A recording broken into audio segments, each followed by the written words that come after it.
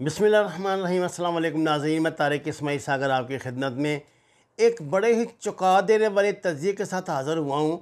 नाज़रीन कराम, आपसे दरख्वास्त है कि प्लीज़ इसको ना सिर्फ़ आप सुने गौर से, बल्कि अपने ख़यालात से ज़रूर नवाजें, क्योंकि ये जब बात मैं कहने जा रहा हूँ अभी तक बैनुल-अक़वामी प्रेस में मुमकिन है कहीं आई हो, मैंने देखी तो नहीं, ये मैंने अज़ूम किया खुद ही अपनी जो मेरी नाक़सी सोच है।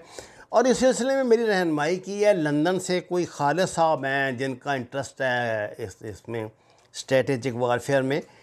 तो उनका भी एक थीसिस है जिससे मैंने खासी चीज़ें अख़ज़ की हैं।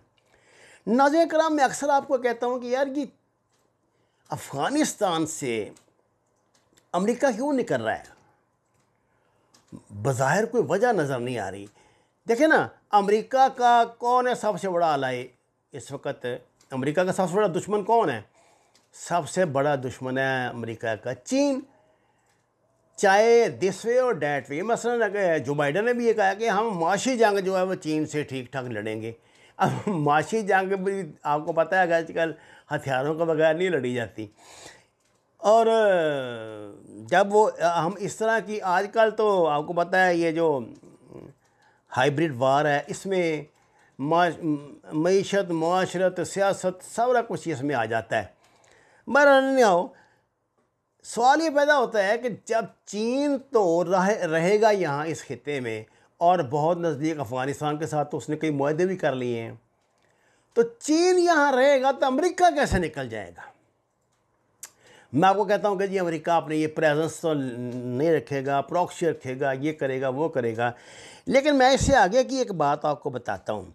देखिए, ये जो जो जो जहादी उनसर है ना यहाँ पे इसमें इस वक्त अफ़गानिस्तान में मौजूद, ये सारे वो हैं जिनके अमेरिकनों के साथ तल्लुकात रहे हैं। मसलन 80 के इशरे में रूस के ख़िलाफ़ जो जहाद हो रहा था, अमेरिका इनको पुशबैक कर रहा था।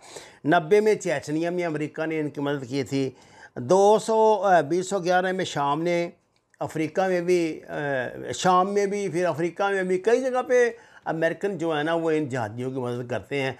और ये सारे अपने मुल्कों में तो वांटेड है, वहाँ तो जा सकते हैं नहीं, तो ये सारे भाग करना इधर ही आए हुए हैं। कोई पाकिस्तान के उधर छुपा हुआ है, कोई उसमें स्लीपिंग सेल में चले गए हैं, छुप गए हैं, ज़मीन दो चले गए हैं, कुछ एक्टिव हैं, कुछ ने मुख्तलिफ ये ज्वाइन की हुई हैं, कोई TTP में, कोई अलकायदा में, कोई फलाने में, टिमके में। अब मैं बड़ा चौंका हुआ हूँ 2-3 दिन से कि यार अलकायदा ने कैसे दोबारा छलांग मार ली, इनका तो सफाया हो गया था। तो अब मुझे समझ आ रही है कि अलकायदा या कोई भी और तंजीम बनाई तो अमेरिका ने है ना, जब दिल चाहे उनका बना देंगे, जब दिल चाहेगा ख़त्म कर देंगे। अलकायदा ने जो ऐलान किया है, दाइश पहले से मौजूद है, TTP मौजूद है, तो ये क्यों है? अब अमेरिका के साथ इनकी होगी दोस्ती, मैं आपको बता दूं। अच्छा, अब ये बात याद रखें, हम ये कहते हैं, मैंने कहीं मतलब कि मैंने कहा यार डोनाल्ड ट्रंप ने जो इनसे मुआहदा किया था वो पागल तो नहीं ना कि वो किसी बगैर प्लानिंग। अमेरिका में एक पाकिस्तान जैसा थोड़ा होता है कि सदर सरदारी एक फ़ैसला कर लेगा तो 5-6 मेमोरेंडम जो बन जाएंगे या इमरान खान कर लेगा बन जाएंगे। वो लोग बड़ी प्लानिंग के साथ अपना काम करते हैं, वो यूनिलिटरल पाल हैं दुनिया की, वो इस तरह तो नहीं ना करते। तो ये मुआहदा जो असल में हुआ था ना, इसकी टाइमिंग जो है, अभी तो खैर 5-6 महीने के फ़र्क है ना। उसने मई का था तो ये सितंबर में कह रहा है कि मैं निकल जाऊँगा। उन्होंने टाइम इतना जिस काम के लिए लिया था, वो काम क्या था मैं आपको बताता हूँ। सब वो काम ये था कि ये चीन के गिर्द अपना घेरा बांध रहे थे, जिसको दहशतगर्दी की ज़बान में, MQM की ज़बान में ख़ास तौर से, वो जो इनके कराची के पता नहीं 50 साल गवर्नर रहे हैं, वो कहा करता था फील्डिंग लगा दो। वो फील्डिंग लगा रहे थे। अब फील्डिंग लग गई है। आप कहेंगे कैसे?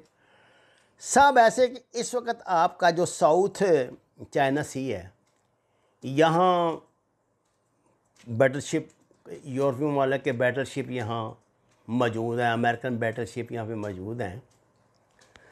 अब अच्छा, इसका ईस्टर्न बॉर्डर है, यहाँ है ये और मुसलमान,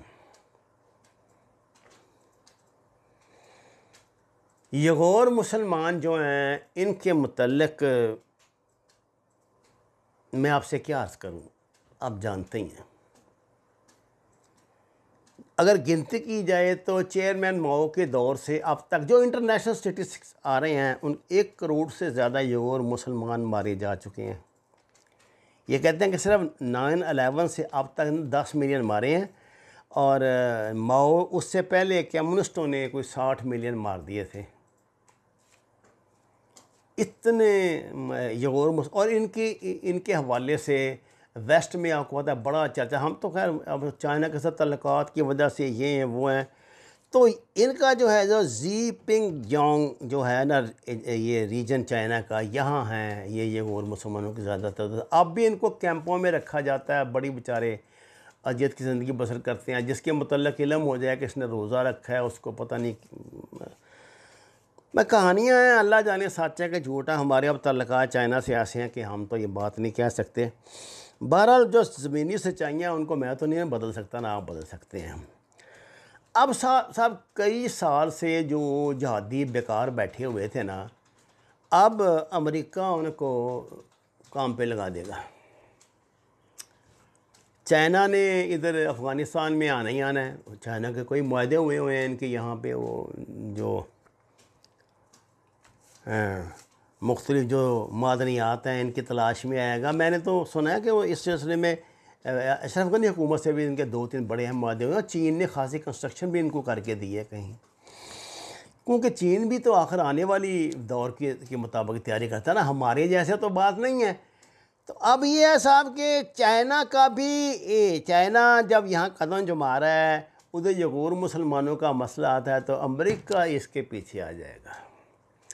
अमेरिका अब ईस्टर्न चाइना को इधर से घेरेगा, ये जहादी वहाँ घुसेंगे। उनको तो वो उनका चस्का तो पूरा हो गया, जैसे एक नशा होता है, तो उसका एक नशा जो होता है वो काफ़ी अर्से से टूटा हुआ था उनका। कई छुप के बैठे थे, कई एंटी अमेरिका हो गए थे, कोई प्रो अमेरिका हो गए थे। अब सारे फिर इकट्ठे हो जाएंगे और वो पुरानी जो अमेरिका के पास फाइलें हैं वो झाड़ के निकालेंगे और जनाब इनका वो सिलसिला शुरू कर देंगे।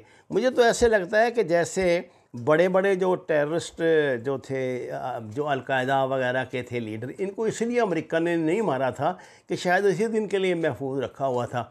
और अब दाइश तो का मसला चूँकि थोड़ा बिगड़ा होता है, लेकिन जो अफ़गानिस्तान वाली दाइश है ये तो अजीत डोवाल की यानी इंडियन दाइश है ना, ये तो इसका तो मद्रास में है, चेन्नई में है इनका तो हेडक्वार्टर। तो ये तो रहेंगे, ये तो वो वाले दाइश नहीं है जो, ये तो पाकिस्तान के ख़िलाफ़ इस्तेमाल होंगे। अब चाइना और पाकिस्तान दोनों के ख़िलाफ़ अमेरिका जो है ना मास खोलेगा, चाइना को फंसाएगा वहाँ सिंकियांग में, इधर ये अल्लाह आपका करे जी पिंग योंग में, हैं जी, और इधर फंसाएगा, और यहाँ वो मदद देगा सऊदी अरब को, मीडिएटर बनाएगा, अपना मीडिएटर बनाएगा सऊदी अरब को। सऊदी अरब के ज़रिए पेनिट्रेशन, क्योंकि सऊदी अरब को भी चाइना के साथ आपको पता है ना कई मुआहदे हो रहे हैं। तो ये जनाब सूरत हाल है कि अब ये चाइना के गिर्द घेरा अपना कर रहा है मुकम्मल। इधर चाइना ने जो घेरा दुनिया को बांधा है, वन बेल्ट वन रोड का, वो बांधा है मईशत का। अब चाइना के पास मईशत है, अमेरिका के पास हथियार हैं, सीधी बात है। जिसके पास जो चीज़ होती है वो उसी से लड़ता है ना। चाइना अपनी मईशत से लड़ रहा है तो उसने लंबा कर दिया इनको। अमेरिकनों ने देख लिया कि मईशत में वो चाइना का मुकाबला नहीं कर सकते, लेकिन इसमें वो करेंगे, और वो खुद थोड़ा करेंगे, वो लड़ते तो है नहीं, उन्होंने तो हथियार देने हैं और पैसे लेंगे इसके। सऊदी अरब इसमें तो हीरो सऊदी अरब को बना देंगे ना यगोर के मुसलमानों की आज़ादी के लिए, जैसे अफ़गानिस्तान की आज़ादी के लिए हीरो हम बन गए थे, बेस कैंप पाकिस्तान बन गया था। मुमकिन है अब सऊदी अरब बेस कैंप तो नहीं बनेगा, क्योंकि वो बड़े इस मामले में तो बहुत वो टच्ची हैं, वो तो दहशतगर्द को फटकने नहीं देते अपने नज़दीक। लेकिन ये है कि रहे यही एरिया डिस्टर्ब होगा सारा अफ़गानिस्तान का। अब मुफ्त में हम तो खैर फंसे हुए हैं पहले ही, अब और मज़ीद फंसेंगे। इसलिए बहुत ज़रूरी है कि तालिबान पूरी कुव्वत के साथ अफ़गानिस्तान में बसर इक़्तिदार हैं। अगर अफ़गानिस्तान में कोई ढीली डाली कोलेशन हुकूमत बनी ना, जिस तरह की ये कह रहे हैं पाकिस्तानी उनको, तालिबान को, कि आप शामिल हो जाएं अशरफ गनी के साथ और ये कर लें, तो याद रखना फिर कुछ नहीं बनना। क्योंकि अफ़गानिस्तान के जो कबाइल हैं वो हैं फाइटर ग्रुप, वो सदियों से ये काम उनका है, उनको पैसे दें जो मर्ज़ी आपने साथ में ला लें। देखे ना, ये जितने मुजाहिदीन थे ये रूस वाले, वो बाद में साहब आपस में लड़े हैं कि नहीं? तो यही फार्मूला अब चलेगा यहाँ, यानी खाम माल मौजूद है, उन्होंने इनको फैक्ट्री में सांचे में डालना है और इनको करना चलो जी यगूर के मुसलमानों को आज़ाद कराओ।